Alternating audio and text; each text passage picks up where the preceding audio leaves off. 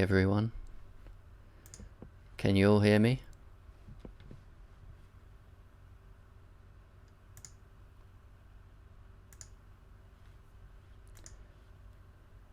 Great, fantastic. Well, that was a stressful few minutes there trying to get this working. I had to mess with the settings and restart my laptop here, but glad it's finally working now. So let's see who's here, who's present. If it's okay, I'd like you all to just say hello in the live chat, and then we can start discussing whatever you guys want to discuss. So let me just get the chat up on the stream as well.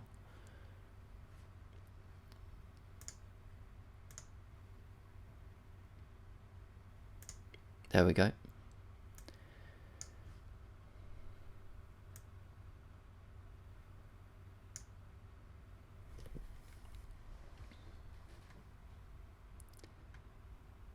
Okay, so we've got quite a few people here today.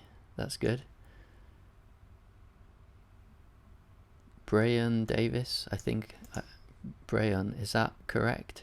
The way I'm pronouncing that? CN8WW. I'm not sure where that call sign's from. What country is that? Ringway Manchester, of course. Hello, Lewis. Good to have you here. Pierre Lacroix. Hello. Dogs Brat, hi. Remember seeing you in quite a few comments. Glenn Kroll, Mikhail Dimitrov, Brian Davis, Jay from New York City. Okay. Good. I'm glad you're all here.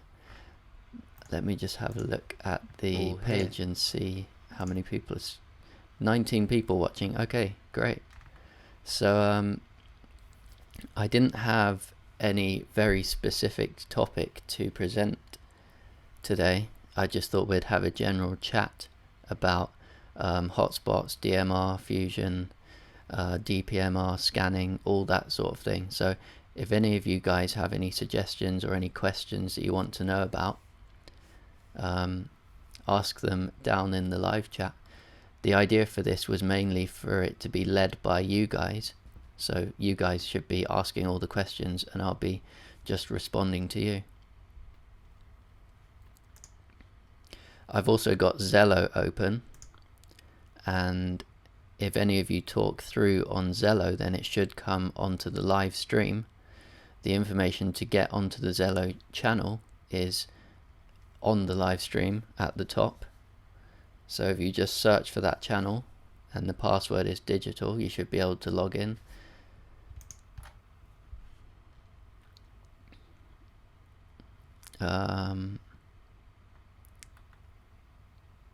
So Joe says, thanks for your videos, they're always very informative. Thank you, Joe. Lewis, I joined because I know nothing really about hotspots. Happy to discuss on Zello. Yeah, okay, good. So Lewis, I don't know if you saw my other video not that long ago about hotspots, and I see the question from Jay. I'll get back to you in a minute after this, Jay. So I don't know if you saw the other video I did on hotspots, Lewis, but basically in that one I kind of explained what they are and what they do. But basically what it does is it connects you over the internet to other people who are on hotspots or on repeaters, and they can use a whole bunch of different modes, including DMR, P25, Yaesu System Fusion, D-Star, and it's just really good because it's so much easier. Because for me personally, I have to stand in a specific spot to get a good signal into the repeaters. But with a hotspot, I can just stand wherever I like, and as long as it's as long as it's within a decent distance of the hotspot, then I'll get a perfect signal. And you can just talk to so many more people because you can put it on whichever mode you like, and you can link between different modes as well. So I can get on Fusion with a DMR radio. I can get on NXDN with a DMR radio. Thanks for the contribution there, Doug Spratt, who said NXDN too. It's just really, really convenient. And like, I know it's not proper radio because, well, it's over the internet. It's kind of like how we have repeaters linking over the internet. In my mind, neither of those are proper radio, but it doesn't really matter. They're still good fun. And what it's about really is enjoying yourself and talking to people and experimenting with the technology. So to address the question from Brian Davis, I got a TYT and it don't come on. I programmed it and it's still not coming on. Even bought a new battery for the radio. I bought my radio back in, I guess that's 2018. If it's not turning on, then it sounds like it could be there's a fairly common fault with the screens where the cable gets loose and then the screen doesn't light up. So that could be the issue. Maybe you could open it up and have a look at that. There's probably some guides online about that as well. Otherwise, see if you can send it back, because if it doesn't turn on, there's not really anything you can do.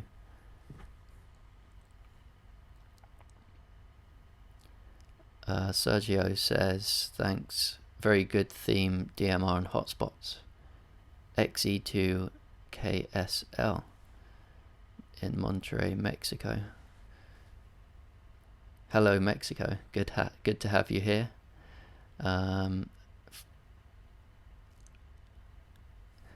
actually didn't know the Mexico call signs, so it's interesting to see. Let me just put my headphones on actually, and then I think we'll start taking some Zello call-ins if anyone wants to call in. I can see there's 7 of you on the channel at the moment, including me though. Now where did I put those headphones?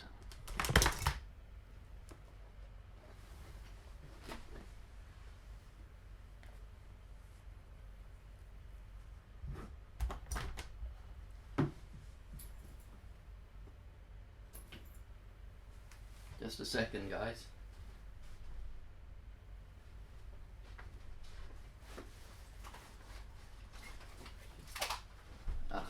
Found them. Okay. So if anyone wants to join the Zello channel, now's a perfect time to do it. It's an excellent app, by the way, really good fun. Zello, in case any of you haven't heard about it before, is an app where you can use it like a walkie-talkie over the internet. So it's push to talk. It's pretty much instant. There's a short delay of maybe half a second or so, but it depends on the network conditions, of course. Yeah, it's voice over IP, but it's not like the typical voice over IP that you hear. You know, normal voice over IP you hear of is, you think of phone calls, but Zello is push to talk, voice over IP.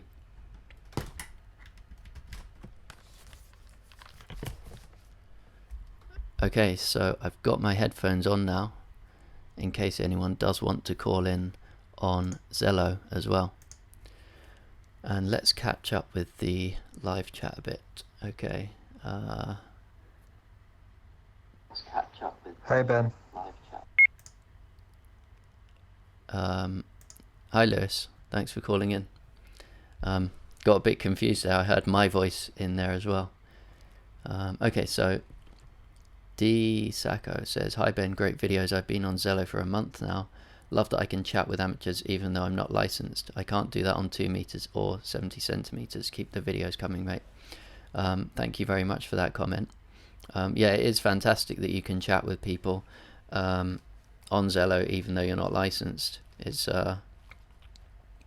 nice to be able to do that, because I remember back before I was licensed, I used to listen to them talking and think, oh, it'd be nice if I could join in. It took me a while to get around to doing my license, but eventually I did it, and I'm very glad I did, because it's great fun being able to talk to people and experiment with all these different systems and technologies. Mikhail says 73's from LZ1 MOB, Bulgaria. Currently working on building MMDVM local repeater for the region where I live, based on tape radios. It's a really good topic, digital. I've watched your videos for the TYT-MD380. Yeah, I really like the look of the MMDVM repeaters. It's a great idea. It's a great concept. And MMDVM is a fantastic piece of software, really, that it can do so many digital modes all in one.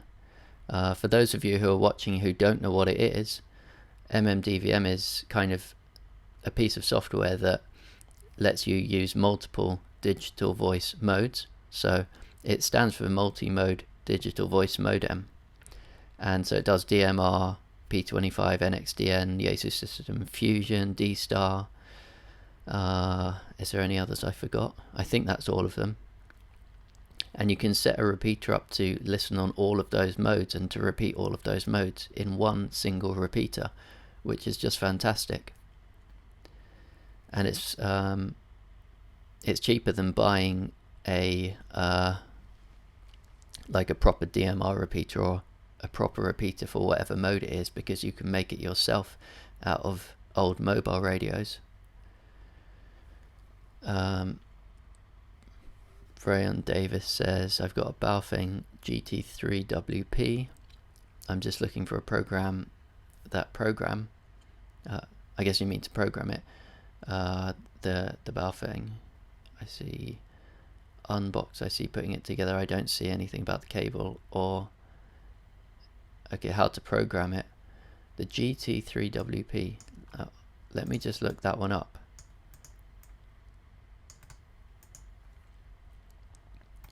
GT3WP.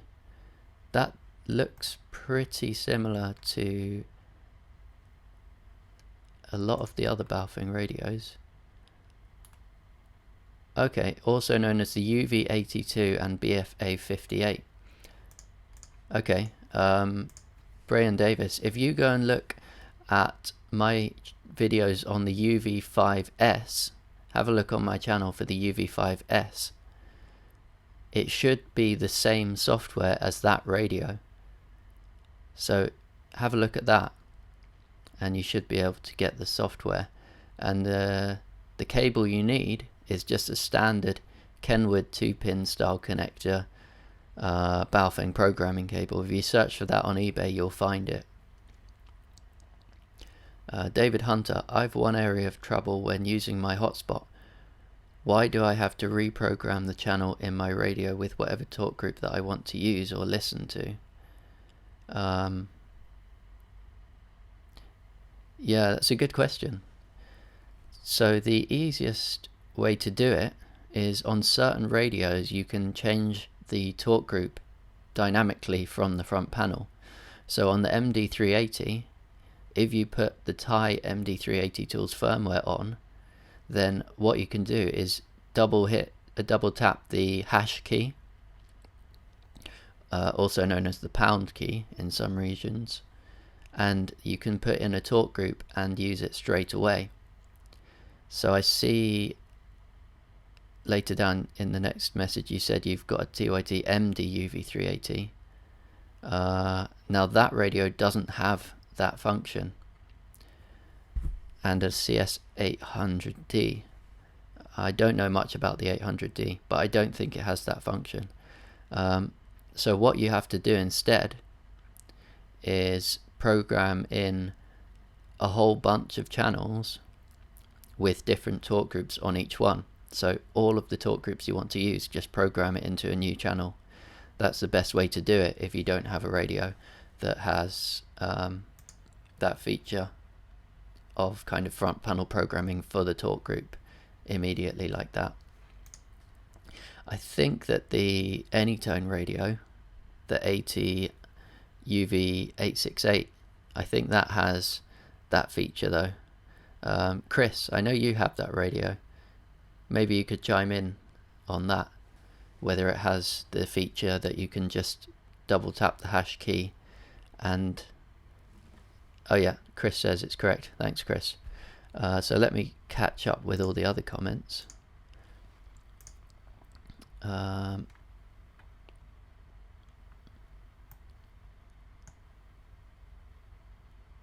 Yep, Chris says you can just type the talk group in on some radios. Chirp is not supporting DMR. Yeah, I don't think Chirp does support DMR as far as I know. But there is actually a good piece of software called Edit CP. So that's Edit CP for code plug. And it supports quite a few different radios. So if you want one piece of software to program all DMR radios, it doesn't quite do all of them, but it does a wide range of them. And you can convert between them as well. So if you have a code plug on one radio and you want to use it on another DMR radio, then you can use that and convert between them. GM4ZJI says evening all. Hello to you as well. GT3WP is in Chirp. Okay. Yep.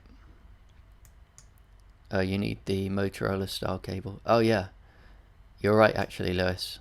Thanks for that input. It's not the Kenwood connector. I just remembered that when you said it. It's the old Motorola style. So before the DMR style connector for the motor turbo radios, it was the one they had before that was on some of the GP series radios. Lucas Dantas says, what's your opinion on public safety having DMR? My local police department is DMR and all have either Kenwoods, High Terrors or XBR 6550s. I don't think it's a bad thing at all. I think that most of the kind of, well, phobia of public safety being on DMR is promoted by the radio companies that want to sell P25 equipment at ridiculous prices. There's nothing fundamentally wrong with DMR itself that stops it from being used for public safety. You know, it's just as good as FM is, and everyone was using FM before the digital systems came around. So I don't see anything at all wrong with public safety using DMR. Obviously they should use good quality radios from good brands. So if some public safety agency was going to buy TYT radios and start using them, then I'd say no, that's not the best idea. But Kenwoods, High Terrors and Motorola's, they're all good radios, and I don't have a problem with that. D. Sacco says, I've taken the foundation practice course with Essex Ham. Fantastic free course. I just need to find a local club to do the foundation course proper. Yeah, no, the foundation's not too difficult, the exam. I think you have to get 19 questions correct out of 26. But it's not very difficult to get 19 of them right. And it's well worth taking the time to do it. Gary says, hi Ben, hope you're well. Yeah, I'm good, Gary, thank you. And I hope you're well as well. Yeah, Brian Davis says, yeah, it doesn't take the 2-jack mic, it takes a Motorola mic. Remembered. Yeah, it is because of waterproofing. With the Kenwood 2-pin style connector, it's not easily waterproofed. You have to put cover over it for it to be waterproof, but with the other Motorola style, which is just kind of flat, then it's waterproof anyway. like the UV5S, which is pretty much the same as the radio you were talking about before, I've put that underwater before without the cover on, and it still works absolutely fine. It's designed to be waterproof without the cover on the accessory port there. John McGinnis says, evening guys, EI2 Echo Bravo Bravo in Dublin. Good evening to you as well. Thanks for tuning in. If you have any questions, feel free to contribute in the live chat. And also you can call in on the Zello channel as well. We can see the people who are currently in the Zello channel, and the instructions to join are at the top of the screen. Doug Spratt says, UV380 will ad hoc talk group, but only lasts one transmission. So it's only good to change talk group on hotspots. I think you're correct. Let me check. I have it right here. I haven't actually used this radio all that much because I've got a battery issue with my one.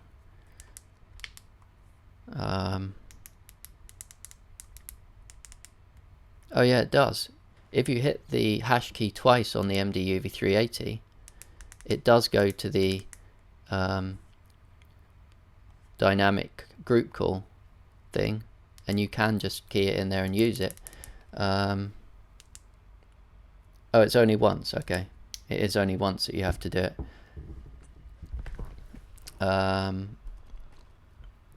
But yeah, it only lasts one transmission, which is a shame. It would be good if they could update the firmware so that it lasts until you change channel or something like that. I can try and get in contact with them actually to ask them about that, but I did email them about a week or two ago to ask them what was in the new firmware, but they didn't reply.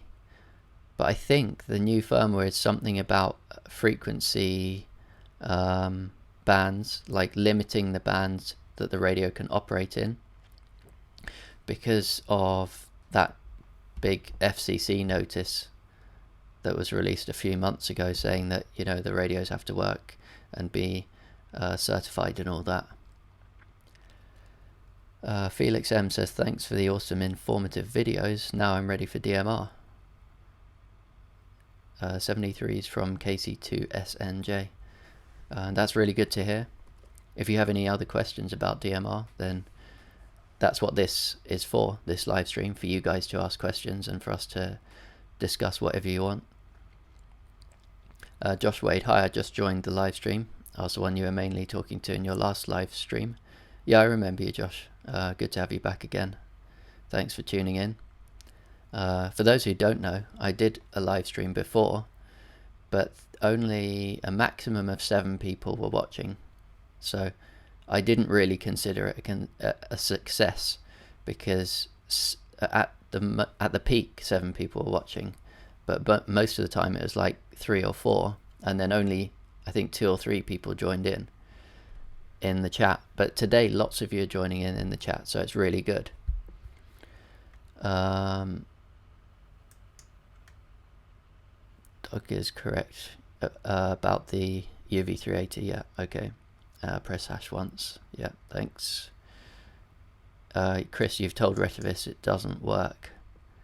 Chris, have you told them, what specifically have you told them? Have you just told them that, you know, it goes off after a single transmission? Brian Davis, thank you for helping me. I got to go to work. I got to go catch some bad guys. Have a nice day and head up the hill from you again. Yeah, okay, Brian. Good luck with programming that radio, and have fun at work. Lewis, yeah, go ahead. Go ahead with your question, Lewis. Doug Spratt, I haven't seen the new firmware on the UV380, but did look into my 9600, and it was the out-of-band issue in the US. Yeah, I'm guessing it is the same thing, because they seem to release a new firmware update for a whole bunch of radios around the same time. And I tried looking through the documentation. I think it was all in Chinese, and I tried translating it, and it said something about frequency bands, but I couldn't really understand it because it was in Chinese and had to be translated, if I remember correctly. Mikhail asks, did you do the charger mod for the MD380 because the stock charger is overcharging the battery? I have issues with mine too. No, I didn't actually do the charger mod. I did see that, and it charges it to a voltage that's too high, but I didn't do the modification. To be honest, I need to get a new soldering iron really. I bought a really cheap one for I think around £10 off eBay, and it doesn't work very well, so it's pretty much unusable. I need to buy a new one, but I haven't really bothered to do the modification.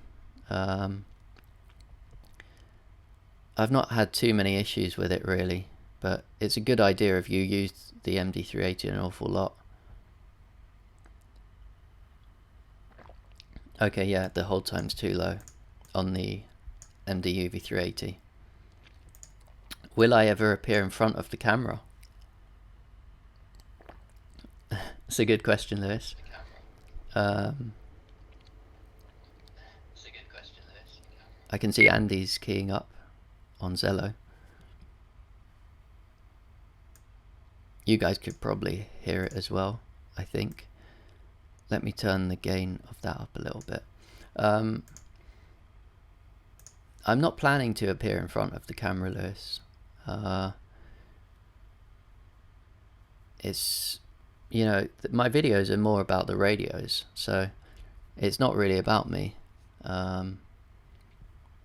And you know, I'm not that famous, but I mean, I'm not famous at all, but I mean, what I'm trying to say is I'm not that well known on here for it to really be an issue, but I don't really want to get recognized by anyone on the street.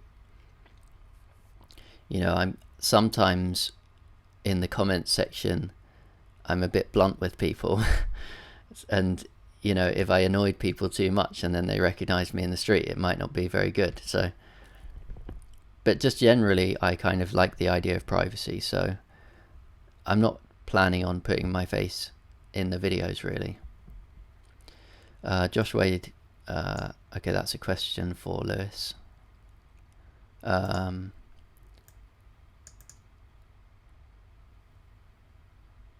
Simplex or duplex for a hotspot? Now my hotspot is simplex.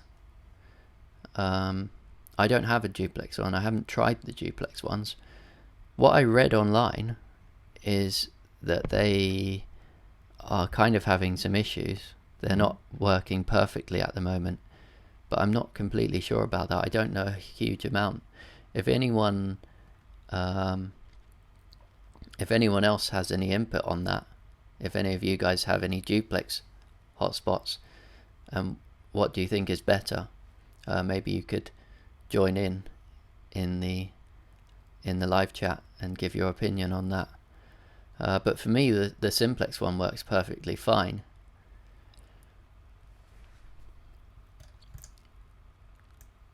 Gary says, Lewis, good question. Yeah, it was a good question. Greetings, thank you for your helpful insight into DMR radio. I'm picking up a CS580 for DMR. The CS580. Oh yeah, those are good radios. I haven't used one, but everyone who I've spoken to who used this said they were good, and all the reviews I've seen were good as well. So I think that that's a good choice. Aiden says good evening. Good evening to you as well, Aiden. Did you manage to get the Ethernet adapter to work on your jumbo spot? I did, thank you, Gary. I did get it to work. After I plugged it in and out and restarted it, it seemed to work. I actually posted something on my blog about that. Let me just get up the link. Hold on a second.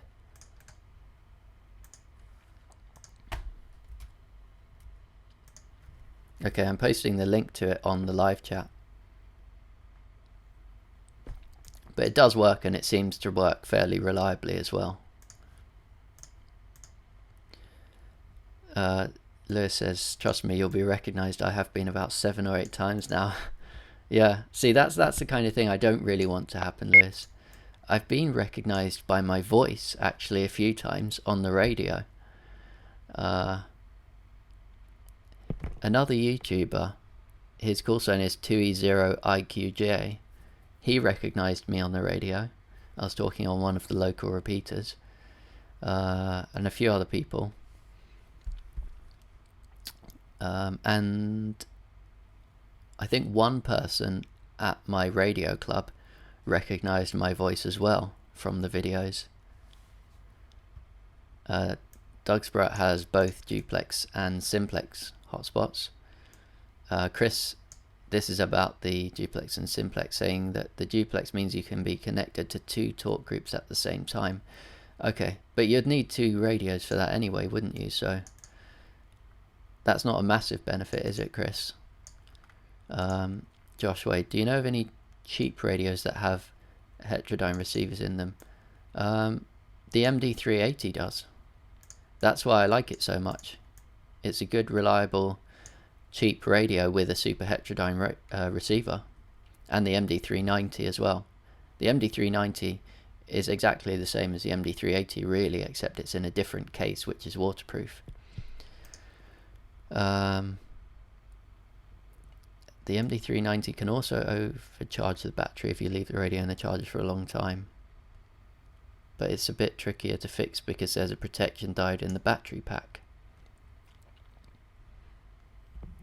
Okay, I don't know a whole lot about the electronics inside the battery pack, so I haven't looked into that. But yeah. Nolatux says, keep up the great work. Thank you. I will. I've got more videos planned, and I've got one interesting one that I was making today about YSF to P25. You can talk on a Fusion radio to P25 radios and repeaters, and that's good fun. So look out for that. That should be coming out quite soon. Dougsprat says duplex works fine. It's more like a real repeater and treated as such. Dynamic will disconnect if not used in a time. Okay, so for those who are not that into hotspots, on DMR, like on the Brandmeister network, the hotspots on repeaters can be set dynamically. So if you key up on a talk, sorry, did I just say the hotspots on repeaters? The talk group on repeaters can be set dynamically. So if you key up on a talk group, then it will set it for, I think it's 15 minutes, isn't it? So if you don't use it within 15 minutes, it's going to disappear off the repeater again, and you won't hear anything from that talk group until you key up on it again. And so Dougsprat is saying that that's how the duplex hotspots work. Whereas if you had a simplex hotspot, I think it would keep the talk group forever until you manually disconnect it from the talk group.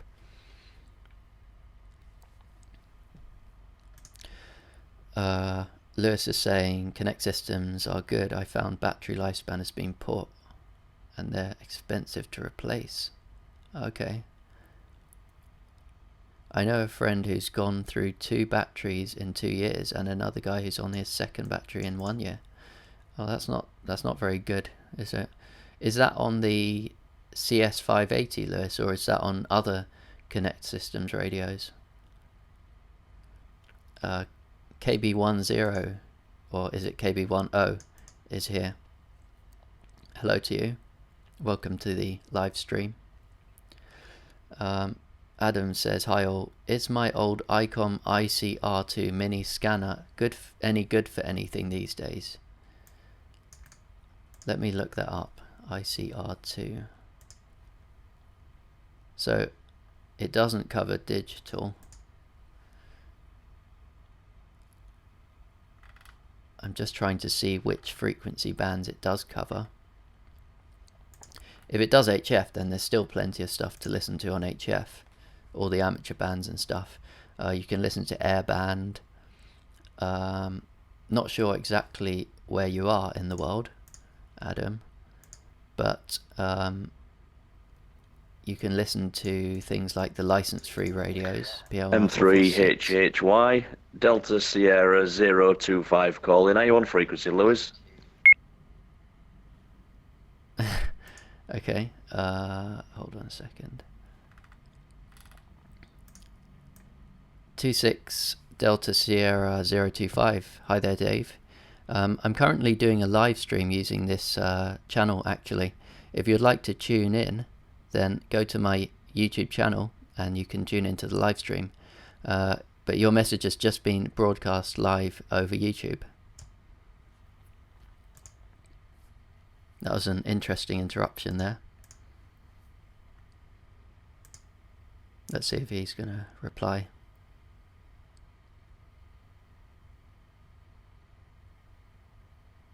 Okay, maybe not. Yeah, so there's still some good stuff to listen to on analog, but a lot of the stuff has moved to digital these days, mostly DMR. Chris is saying that it would be awkward to program a DMR hotspot to listen to two talk groups on your radios. Chris 2E0 UCW, hello from Heathrow. Hi there, Chris. Good to see you on here, actually. I've heard you before on the radio. I don't think we've spoken, but I sometimes listen on GB7NS, and I'm pretty sure I've heard you on there before, or maybe one of the other London DMR repeaters, maybe GB7HR, actually. Lewis says he was talking about the CS700 in his previous comment. Adam is in the UK. Oh, okay. Yeah, so you can listen to PMR 446. I assume that's within the range of that scanner. It might have the correct frequency steps. I hope it does. As long as it has 6.25 kilohertz steps, then you can listen into PMR 446 as well. You can also put the UK simple business light frequencies in, whatever they're called. If you search that on Google, you should come up with them. Lewis says, how's this for dedication? I'm on a cold and flu emergency meds run up to Morrison's with my phone in my pocket playing your stream to a tiny covert Bluetooth earpiece. Oh, that's very dedicated, Lewis. Thank you for joining in, for tuning in and being on the stream. It's very good to have you here. The Hoppy Hippie says, good evening, folks. Hi there to you as well.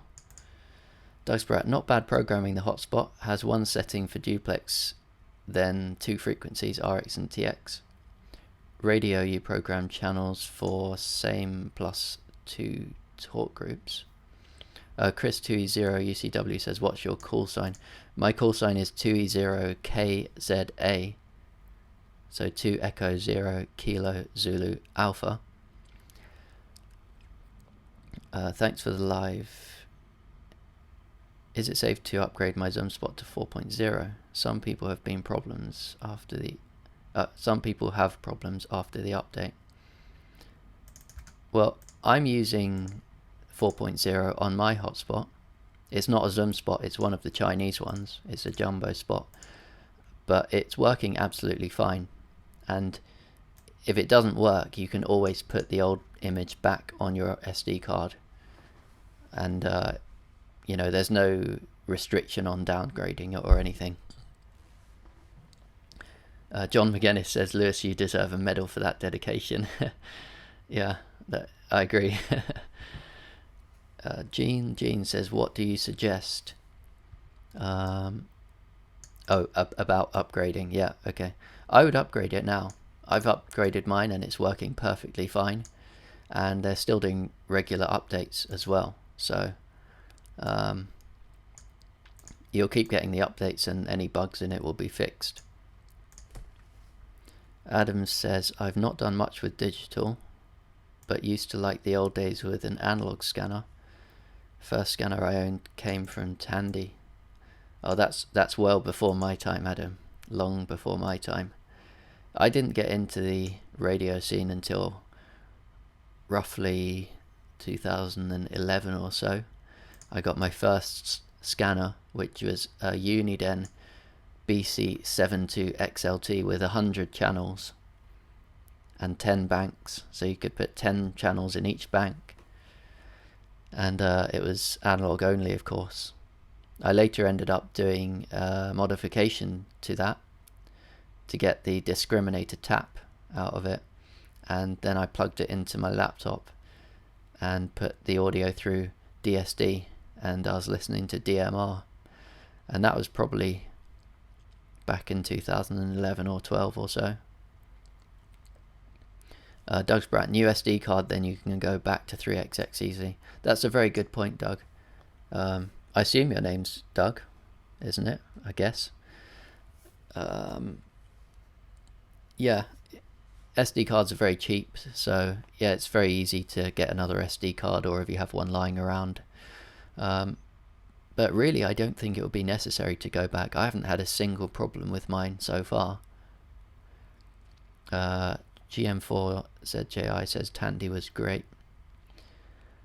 Chris Andrews, beta versions mean except there will be bugs. Yeah, you do have to accept that there might be bugs.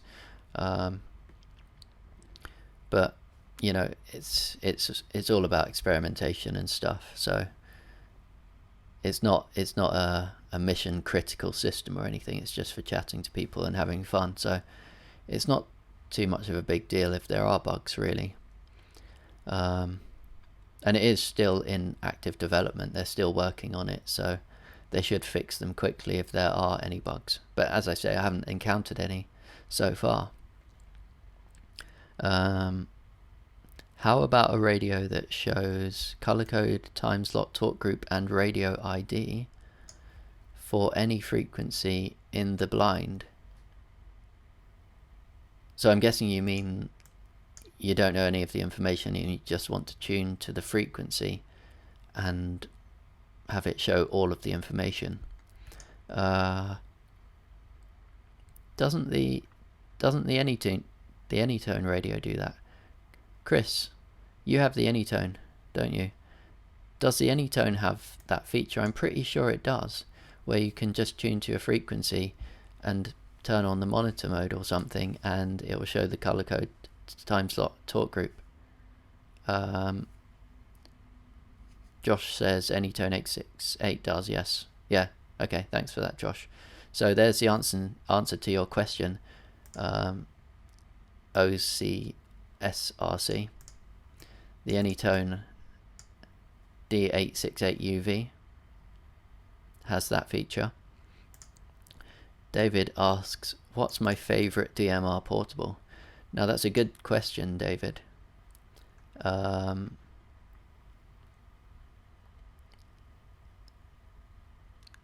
the D868UV. No good for blind. No, I'm not sure whether he was asking for people who are blind or whether he just meant without knowing any of the information beforehand. Maybe he can clarify. So I'll go back up to this question and come back to the newer questions in a second. What's my favorite DMR portable? Asked by David. Now that's a good question, and it really depends on what you want to do. The HD1, the Islands HD1 is a good radio because you can tune in any frequency and just start using it, and I really like that feature on that radio. It's not the best quality out there. It does have some bugs.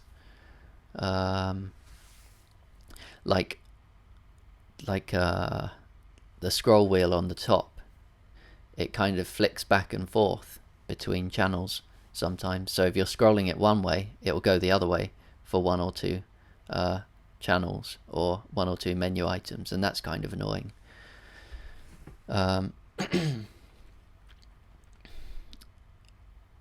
But if I was just going to go somewhere with a single radio, then I'd probably take that one because because it's versatile enough that I can program repeaters in the field. But out of all the radios I own, if I was going to have to pick one that was going to be left on a single radio system and that I had to rely on to work all the time, then I'd say my Motorola DP4800, because it just works, and it works reliably, and it works well, and it does what it's supposed to do. Doug's Brat says yes, Doug. Yeah, because I was asking him, is it Doug? OCSRC says yes, please. What was that in response to? I'm a bit behind on the comments. Not sure about that. The Whistler scanners, they do show all of that information. All of the color code, time slot, talk group, and radio ID. I think most of the digital scanners would show that, I assume. Like the Uniden ones as well. The Whistler ones, I have the TRX1, the handheld one, and that definitely does, because I've done it before. But I think he wanted to know about an HT, a radio that transmits as well, transceiver. Will C is anxious to get mine in the post soon. 2 questions. Does D-Star work as expected? What's the solid recommended DMR HT to use? I have a Kenwood THD74 but no DMR gear yet. So this, I'm guessing you're asking about hotspots, but I'm not sure exactly which hotspot. Maybe the Zoom spot.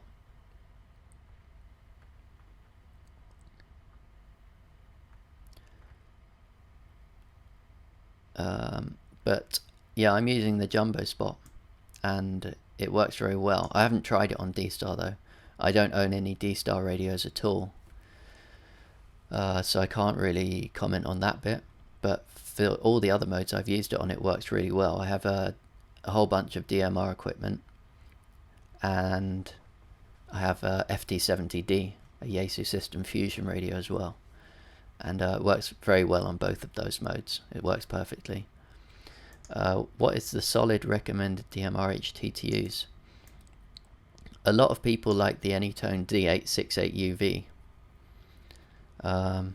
If you're just going to be using it on a hotspot, then I'd go for the MD380, because it's really cheap. It has the Thai MD380 tools firmware which you can put on it, and that works really, really well. That gives you talker alias, which is a feature that not a whole lot of other radios have, but the call sign and name can be sent over the air without having the user database on the radio. Most of the other radios, you have to load a whole database of like hundreds of thousands of amateurs into it, and then it will call them up, call their details up onto the screen when it sees their ID number. But with the MD380, it has the talker alias, so that can be sent over the air, which is a nice feature to have.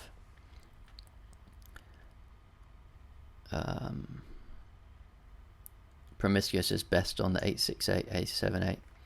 Yeah, I might have to get one of those because everyone's constantly talking about them. Doug's Brat Daily still use MD380 with tools. Yeah, it's a great radio. It's a solid radio for amateur DMR use with the Thai tools firmware on. OCSRC tried the MD380, but it doesn't have the color code, time slot, and talk group and radio ID display. No, it doesn't have that. It doesn't have a mode where you can receive all of that stuff without knowing the frequency and color code and time slot in advance. Lewis asks, what's your honest thoughts on people sharing DMR frequencies and details publicly on social media? Lewis, I saw your video on that actually, and I completely agree with you. I don't think it's a good idea for people to be sharing DMR frequencies on on social media, because, you know, there's two reasons really. One of the reasons is because the companies might see it, and obviously they're not going to be happy with that, and they're going to go and complain to their radio dealer and say, can't you do something about this? And they're going to say, yeah, absolutely, we can turn on encryption. It'll only take us 10 minutes, and then they're gone. No one can listen to them. The second reason is that it does take a little bit of effort to find out these DMR frequencies and find out who uses them. If you post them online with all the information, then people who are not really interested in radio might get hold of them, and they might use them for other purposes. Like if you're posting the shop watch frequencies and the talk groups and color codes online, then I mean that makes it really easy for shoplifters to get hold of that information, and they can, you know, potentially tune into it and use it to help them shoplift, and that's just gonna make the systems go encrypted even quicker than they already are. So I think it's a terrible idea to be sharing frequencies online, and I urge everyone not to do it.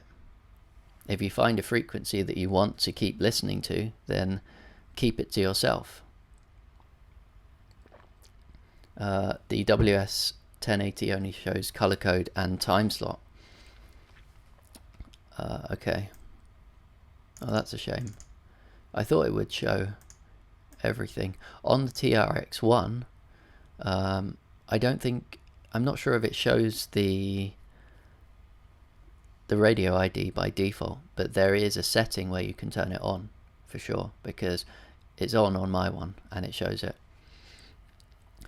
GM4ZJI says, DMR has ruined my hobby. XWL is nagging me to take my tower and antennas down as she hears me DXing more via DMR than using the big black boxes. Yeah, but it's not true it's not true DXing if it's over the internet, is it really? Real DXing is actually over radio without using the internet, in my mind at least. Oh, I've lost where I was in the comments now. Oh, here we go. Okay. Yep, the 1080 doesn't. That's a comment for Chris. Which DMR radio can you use as a scanner? Which made me buy it. The speakers are very loud on it, and they don't clip it. You turn it up that loud. I programmed in the frequency on the Whistler and Uniden, and they both only show time slot and color code. Okay. Have a look in the settings. There might be a setting on the Whistler on the WS 1080 to show you the talk group and radio IDs and stuff, because on my TRX1 it definitely does. New versions of MD380 will not do tools. Hardware firmware changed. Oh, I didn't know about that, so thanks for the input there. And that's a real shame. That's not good at all, because tools is a fantastic addition to the radio, and honestly it's not worth buying if you can't use MD380 tools or tie tools on it, because that's a large part of the value of the radio, that you can have all those extra features like the talker alias and the pressing the hash key to change the talk group quickly. What's better about the Whistler? I think that's a question for Chris, isn't it? Sorry if you've had to answer the same questions over again. I don't think I did actually anyway, but no, it's fine, Will. I don't mind if I had to. What about an HD1? The HD1, it doesn't show all of that information for you. It does have a promiscuous mode, but that's only for talk groups, so you still need the color code and time slot. You will hear wider types ADMR modes like motor turbo. I didn't quite understand that comment there, Chris. Isn't motor turbo the same as DMR? Yeah, well, DMR is the standard, Josh. The standard is called DMR, but a lot of people call it motor turbo, but that's not really correct. Really, motor turbo is just Motorola's lineup of DMR products. The 868 will not hear as much, but damn good for the price. D-Star is great on a hotspot. I'm a bit behind on the comments here, aren't I? I'll try and go through them a little bit quicker. D-Star is great on a hotspot. Not many repeaters around me though. There's so many cross-mode torque groups or reflectors that there's not really any point in getting all the modes besides to learn. Yeah, that's a good point. There's a lot of torque groups or rooms or reflectors that link loads of different modes together. So it's not really necessary to have all of them.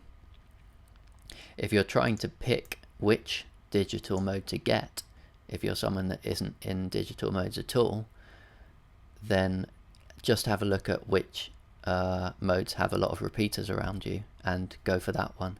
If you've got great coverage on a load of DMR repeaters, go with DMR. If you've got great coverage on a load of Fusion repeaters, go with Fusion, and so on.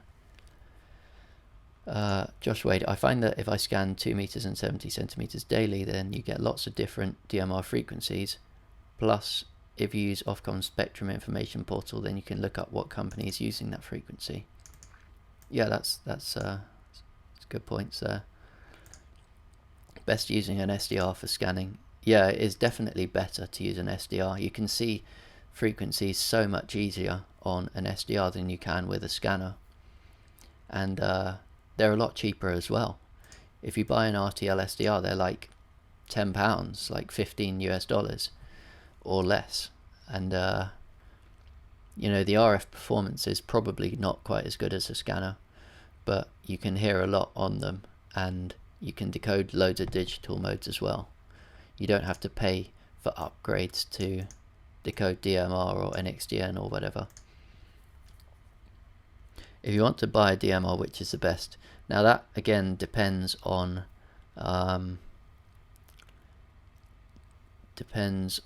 what you want to do. So I'll let you clarify that. What do you want to do with it? Do you want to get into repeaters on VHF and UHF? Do you just want to use it on a hotspot? Can one use any call sign if just a beginner, no license? No. So a call sign, an amateur radio call sign, is issued to you from your like the authority in your country that deals with all the radio stuff. So in the UK it's called Ofcom. In the United States it's called the FCC. They issue you a call sign which is linked to your name and address and everything, and you can't use any call sign. You have to have a license. You can't just make one up. That's illegal.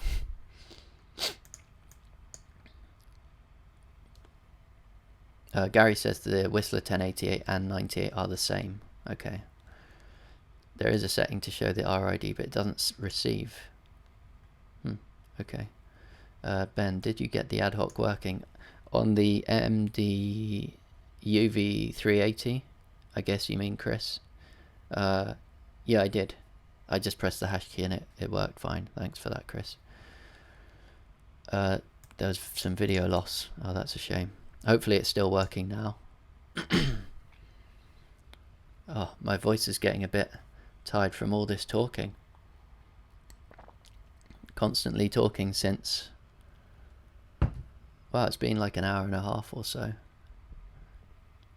Wait, no, about an hour. Okay. Retivis are starting to release radios that pack the same features as the Islands HD1 now, which is good, and they're cheaper too, although Islands is Retivis. Okay, that's good to hear, Lewis, and I'm sure we'll all be watching out for your videos on those radios. Ty could update tools but other projects and can't keep revisiting old ones. Yeah, I know he's working on other projects, but it's a shame because the MD380 is pretty much the only versatile DMR radio with a super heterodyne receiver. all of the newer ones have direct conversion receivers, which they do work, but I just, they're not as reliable, and if someone's transmitting near you, then you're going to get completely desensitized. Or if you're standing near a radio tower, you're going to get completely desensitized. So I really do prefer to use a radio with a super heterodyne receiver rather than the direct conversion ones. Also, D-Star, for the person that asked, is a great mode. It's only limited to ICOM stuff. Yeah, though, so not as flexible as DMR. D-Star audio is better than DMR in my opinion too. Now that's an interesting comment, Lewis. I don't have a DMR radio, but sorry, I don't have a D-Star radio.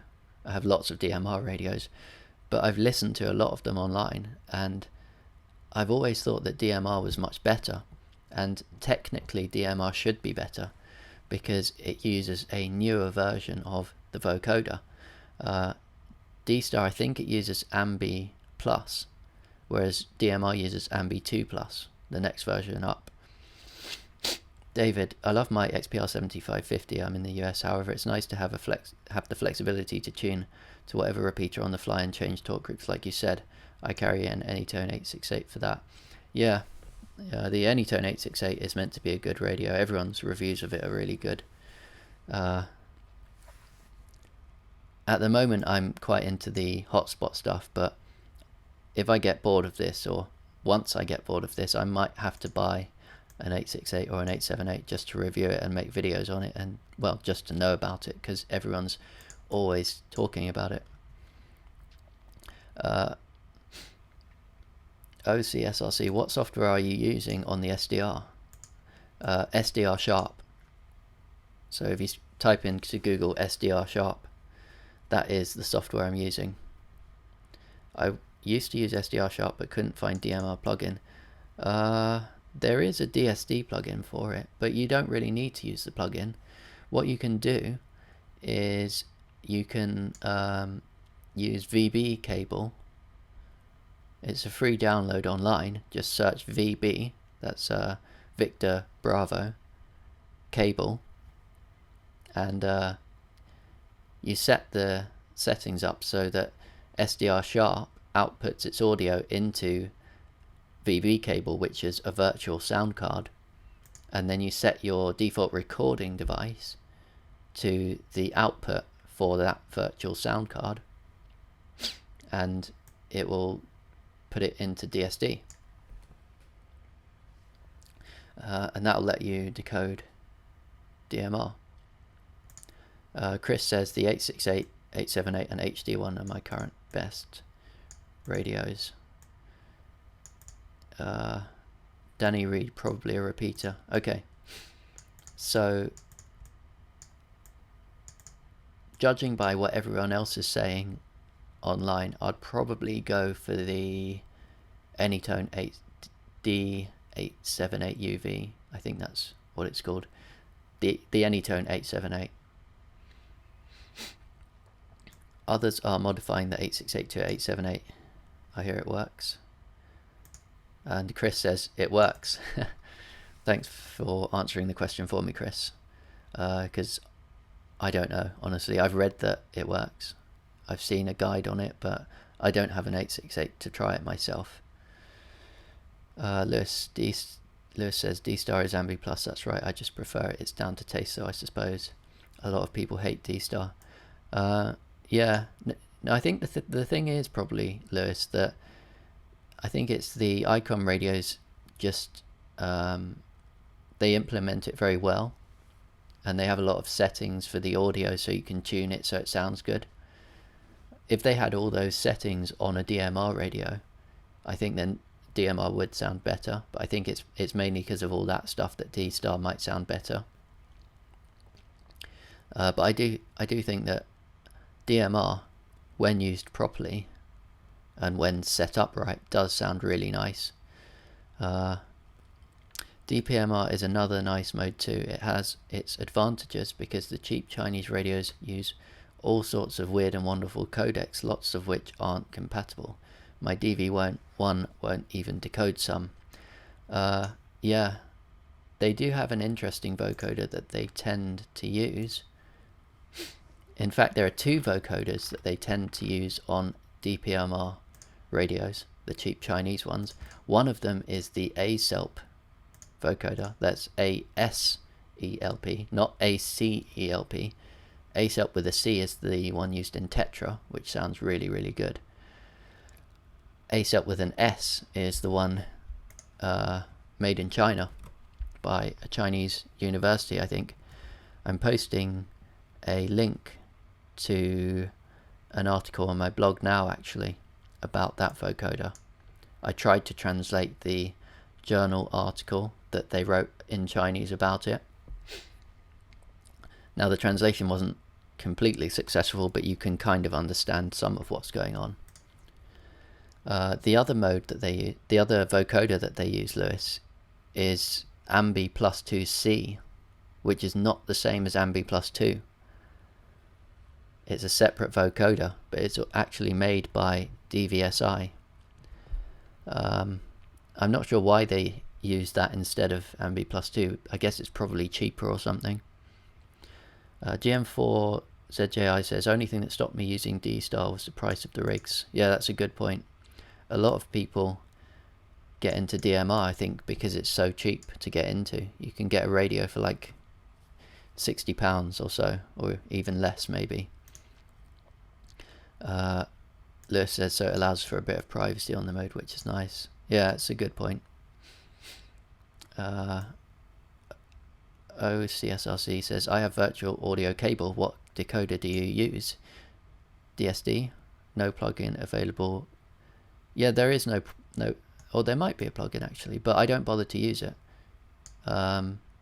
Using VB cable works absolutely fine, and there's not really any need to use a plugin for me, at least. It might make things a little bit more convenient, but it works just as well this way. Josh is asking, hey Ben, I asked you in the last live stream about how I couldn't decode D-Star on DSD Plus. I tried the tips you suggested, but no luck. I just get a load of numbers on DSD Plus. It might be that you need to buy DSD Plus then. Make sure you've got the newest version off their website. That's the first thing I'd do.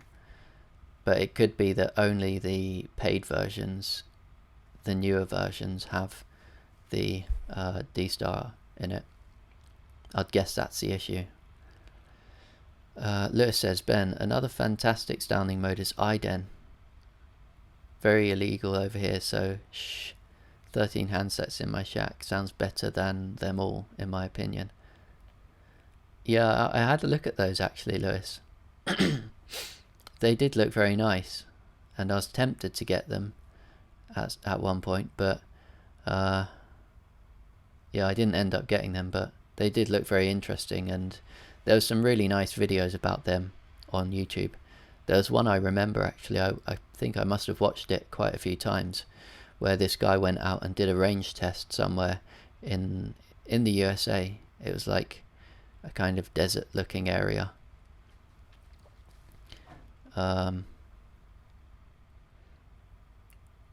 Lewis also says, cheers for the info on DPMR codecs too. Yeah, I was planning to do a video on that actually, Lewis, with a whole bunch more information about that, you know, more detailed information on the vocoders, but it kind of got put on the back burner when I became interested in other things, so I should really get back to that.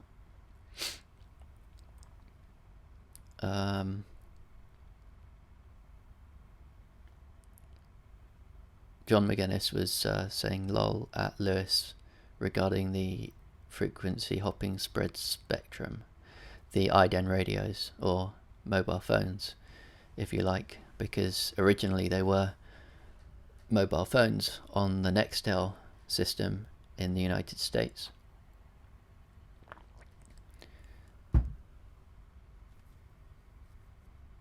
And Chris says, hi John. I'm guessing you guys know each other already. Lewis says, I was told by someone at Ofcom that they look out for Motorola IDEN listings on eBay and get them taken down. Only half a watt, but cracking sound. I'll send you a clip on Facebook tomorrow. Yeah, okay. Sure, thanks. Feel free to do that, Lewis. I have seen them before. I've watched all the YouTube videos on them, but yeah. Feel free to send that over. So I think I've now finally caught up with the chat, which means you guys aren't asking enough questions.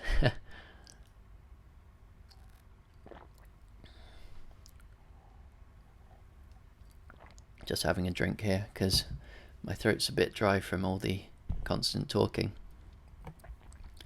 So Nolatuk says CS580 can search for active DMR frequencies and can scan the color codes in monitor mode.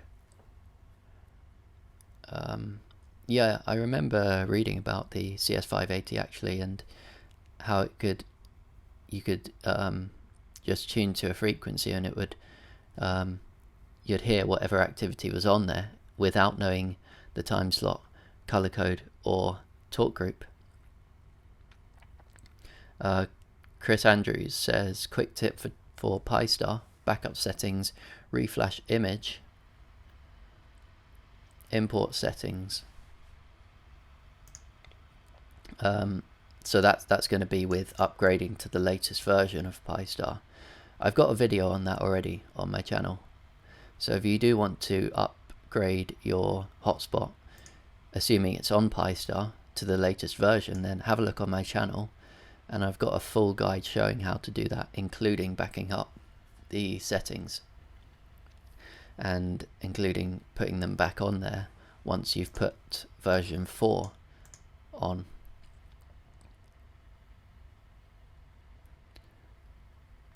And so that is a link to the CS580 user manual. Okay.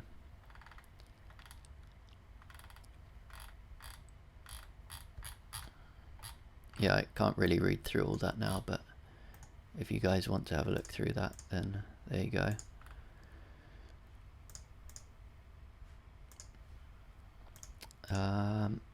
So has anyone else got any other questions or anything else you want to discuss? Feel free to call in on Zello as well if you want to.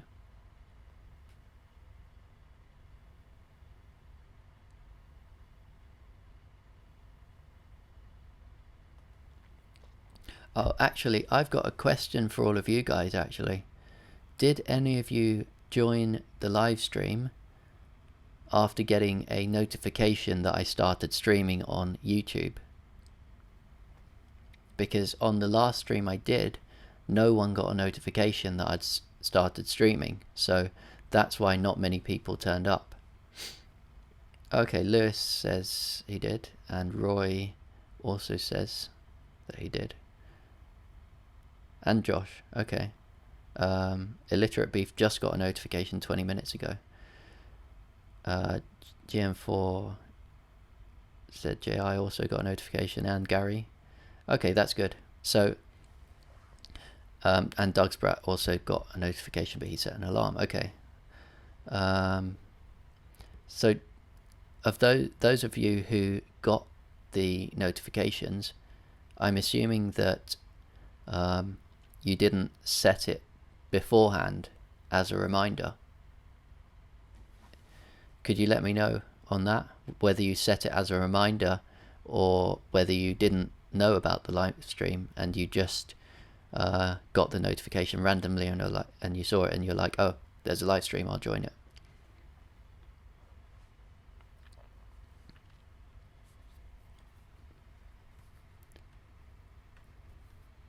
If you don't set a reminder, I don't think you get notified, says Lewis. Okay. That could be true, Lewis, but I thought it would notify people without a reminder, because, like, what's the point otherwise? You want to get as many people on there as possible, don't you? Josh set a reminder. Yeah. Okay. Well, thanks for the feedback on that, everyone. The way I did it this time was I announced it as much as possible. I posted a video about the live stream, which I'm sure some of you must have seen. Seen your question there, Lewis. I'll come back to you in just a second. I posted a Facebook post on my Facebook page about the live stream as well, and I posted on Twitter, and I sent an email to the email list about the live stream as well. So make sure you're all subscribed to all of those things.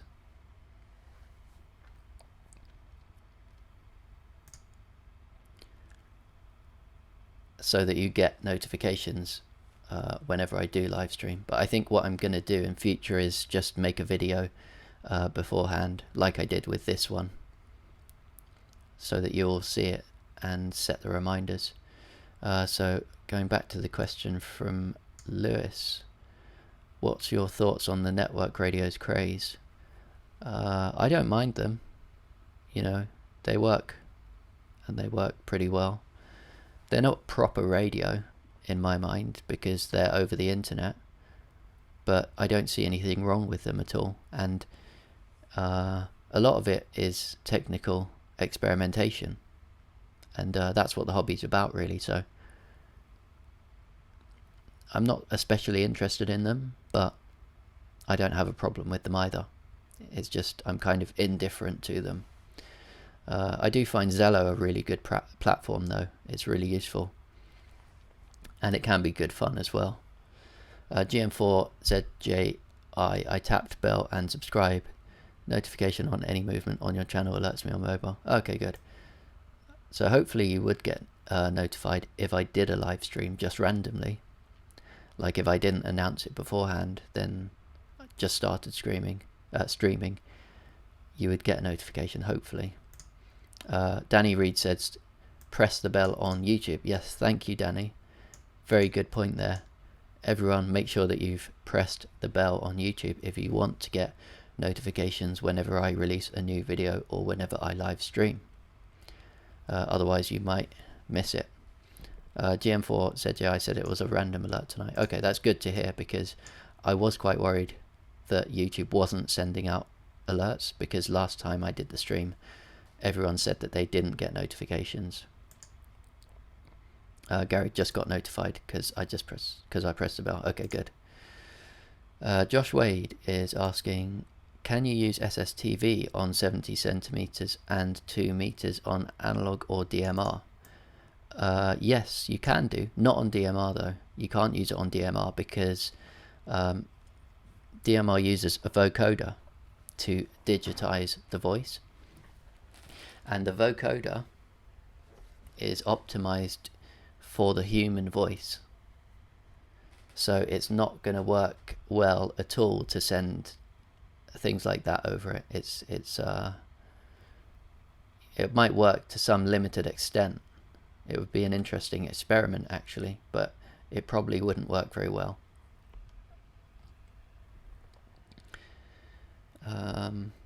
But you can use it on FM, and you can use it on SSB on 70 centimeters and 2 meters as well.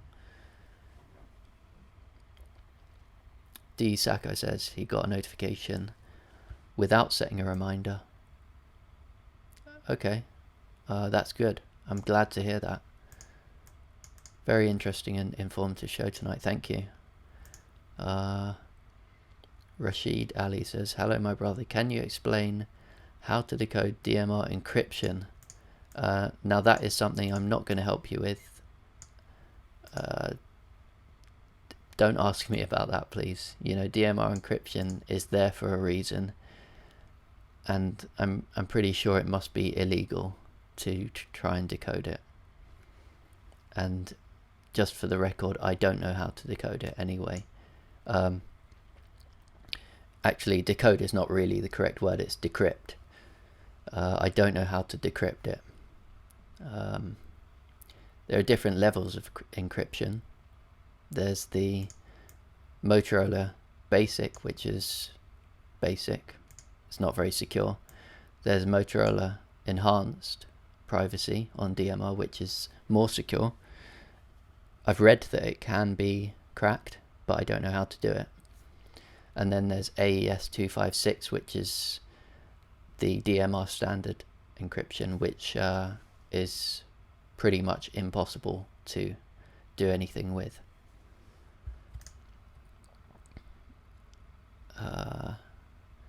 Yes, I think I read these two already. Adam says no alert, but saw the preview video. Okay, good. Thank you for the feedback again. Lewis says, Josh, that's why if you whistle or burp or cough, sneeze, or even sing on DMR, it won't modulate properly. It's quite interesting to hear. Yeah, it does sound a bit funny when people make other noises other than standard speech on DMR. It doesn't sound very natural, but I'm actually quite used to it now, and I can, I know what's happening. If I hear a strange noise on DMR, I can kind of work out that it was a cough or whatever. Gordon Claridge says, greetings from Ontario, Canada. VA3TWT. Gary is asking Lewis if he can sing. Lewis is responding to Rashid Ali about DMR encryption, saying people don't decrypt DMR in a sense. What a lot do is get encryption codes backhanded to them by insiders. Well, that's an interesting idea, actually. They may be given a range of encryption codes and they'll sit and try. Okay. So I've caught up with all the live chat. I think I'll probably end the stream sometime soon, guys, because we've been going for quite a long time now, since 8:30 UK time, and it's now 10 PM UK time. Well, it wasn't quite 8:30 because I had some technical issues, but I think it was about 8:35 or so we started. Notolux says, on my MD380 I have MD380 Tools 2.0 installed as the firmware. When I access the Netmon panel in the Alt menu, I'm seeing no SIG next to radio. Is my radio defective? No, I think no SIG just means no signal. When you're receiving a signal, then it should say something else. I think that's all there is to it. Lewis said, really enjoyed tonight's live stream. Looking forward to the next one. Thanks, Lewis. I've enjoyed your input. Thanks for turning up and being here and contributing. Roy Regani Jr. says, thanks for the live stream. Very glad you could make it. I'm very glad you could make it as well. Will you send a message through Zello before you go on the air? I can do that next time, Danny. Yes. I'll try and remember to do that next time, Danny. If you're going to be monitoring the Zello channel to listen, then yes, I'll do that. But what I'll do is I'll put a quick video on YouTube like I did this time. So just click the bell icon on YouTube and select all notifications, and you'll get the video beforehand, and it will tell you exactly what time and day the next live stream is going to be on. Josh Wade is saying to Lewis that he should live stream. Yeah, I think you should live stream, Lewis. I think that would be good fun. It was actually Chris Andrews who gave me the idea to live stream, because he did a live stream and I attended his live stream and it went really well and it was quite enjoyable, so I thought I'd do one as well. There's a comment from Chris as well there, guys. If you want to have a look at Chris's channel, he's got a lot of videos on DMR as well, and hotspots and other such related topics. DSACO says, please do another live chat soon. This could be a weekly event. Yeah, I'm not sure if I could make it weekly, but I'll try and do them somewhat regularly at least. Gary says, yeah, great stream, Ben. See you next time. Thanks, Gary. Livestream went well. Thanks, Chris. Yep, thanks. Okay, you guys can deal with that yourselves. Nolatux. Okay, thank you. NOLA equals abbreviation for New Orleans, Louisiana. Tux is abbreviation for Linux. Oh, okay. So New Orleans, Louisiana, Linux. Okay, that's cool. That's good to know. Okay, that sounds slightly dodgy, but all right. Be careful, Lewis. GM4ZJI, thanks for the stream and all the information provided previously. Appreciate what you do. And Lewis, Chris, etc. It's the work of you chaps that got me over the DMR hurdles. GM4ZJI, I'm glad that I've been a help to you and that all of us have been a help to you.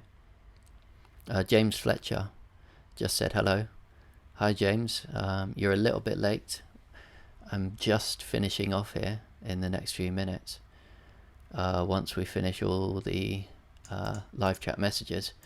If anyone's got any further questions, just get them in now before the end of the live stream, because I think I'll finish it up before 10:10,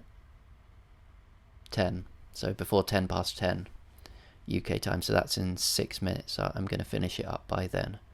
So if you have any further questions, just get them in now.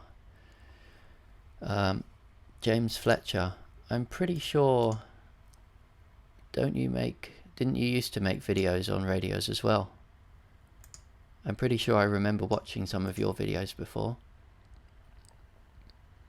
You need a few beers for future live chats, will help your voice. Yeah, I've got a glass of water here that I've been sipping on, but your voice does get a bit tired after a long time, after talking for such a long time.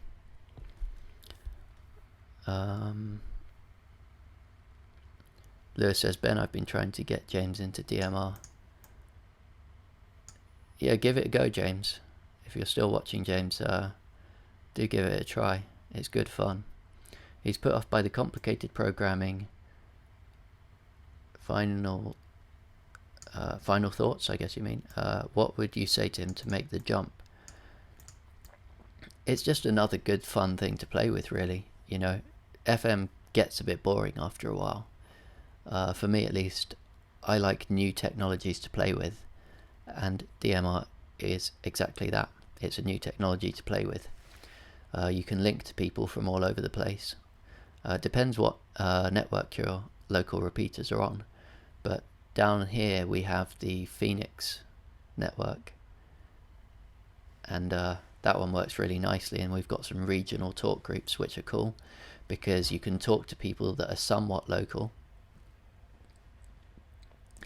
even if they're not you know, exactly local. Even if they're not within the footprint of your local repeater, they're still kind of local, so that's a good way to get in contact with people within your area as well, so that's kind of cool. But you can also talk to people from all around the world on DMR, and it's just good fun to play with. The programming being difficult is just part of the fun. If everything was easy, then, you know, it wouldn't be any fun. James Fletcher says, I still do. Okay, I'll check your channel out again, James. I haven't seen any videos from you recently. Maybe I'm not subscribed, I don't know, but I'll have a look. Josh Wade, what's the best antenna for 2 meters and 70 centimeters in your opinion? Oh, I don't know, Josh. There's just so many antennas out there, and it depends on your requirements, whether you want to put it up on the roof of your house, whether you want to put it on a car, whether you want to put it on a handheld. There's a whole bunch of different antennas out there, and it also depends on how big you want it to be. You can get massive mobile antennas, for example, or you can get really tiny ones. James Fletcher says, sorry I'm late. Yeah, no problem, James. Hopefully you'll get the notification for the next one earlier on. Adam says he's looking to get into radio again, so we'll keep a lookout for future videos. Thanks for the stream. That's a message for Chris. That's one for Lewis, but I think a lot of DSACO says, I think a lot of people are put off programming of DMR radios, especially loading a call sign and then color codes and code plugs. I daren't take the plunge. Give it a try. It's good fun. You know, it's not that difficult.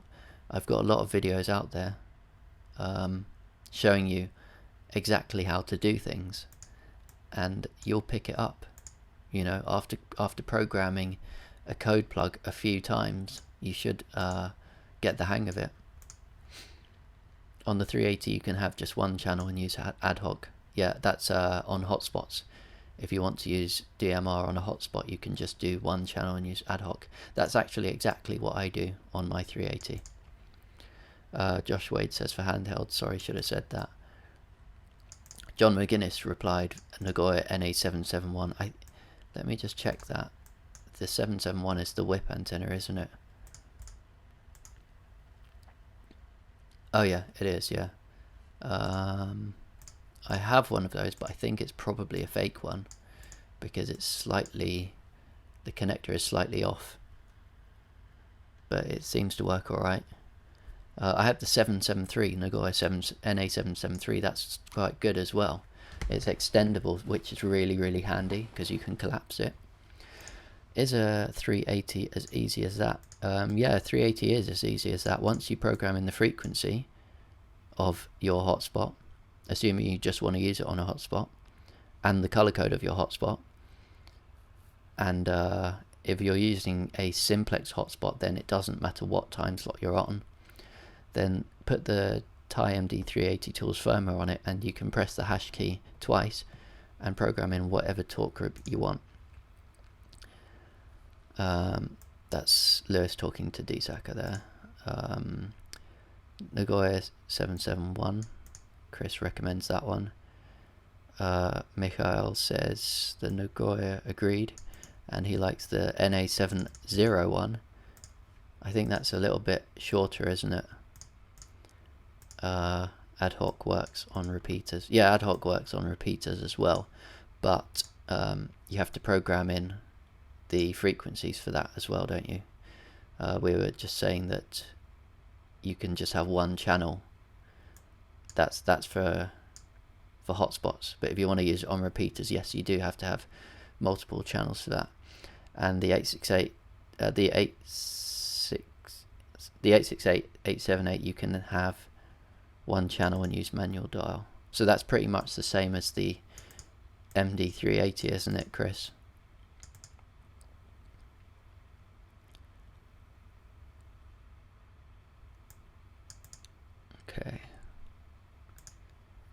Okay guys, so it's now 11 minutes past 10 in the UK.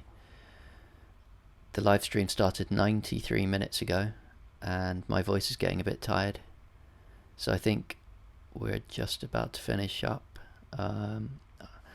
Let's just see what Chris says and quickly answer the question from Josh.